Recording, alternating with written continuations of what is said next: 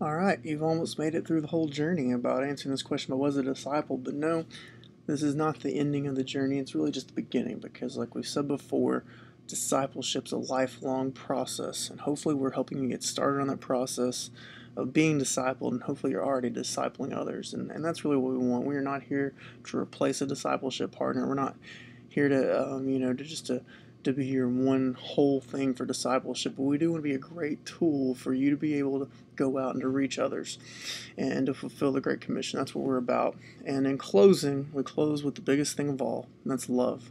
If you're truly a disciple, you're going to love. Because, when Jesus was asked, what's the greatest commandment? He said basically to love God and then to love people. And he talked about how everything boils down to that. It's Matthew 22:34 through 40 if you want to go read it. And basically what he's saying is that all of life, everything that's been taught, everything that's been said, everything that's been done in Scripture boils down to that, loving God and loving people. And the reason I say loving people is because I know the Scripture says love your neighbor, but later on he also says, or before he also says love your enemies, which means we just have to love everyone. And so everything we do must be done in love and with the goal of loving others. And if it's not, it has no place in the life of a disciple. And that's what all this stuff boils down to. All these things are great ideas, but if they're not backed up with love, then they're meaningless. And so sometimes I know this can seem hard and complicated. It seems like there's so many things. You read Scripture and it just seems like so much.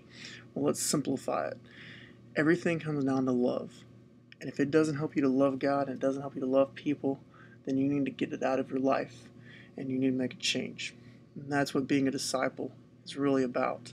I encourage you to think about how are you doing in loving others. Think about maybe going back and watching these videos with that idea of love behind each concept and seeing how love plays into it. And you'll see this theme throughout Scripture now, hopefully. Hopefully it'll come to life for you. And look for ways to love others. Sometimes it's giving some money, sometimes it's giving some food, sometimes it's giving some time, sometimes it's just a kind word, sometimes it's just a prayer. And they don't even have to know that you're praying for them. But look for ways to love others, and you will truly be a disciple.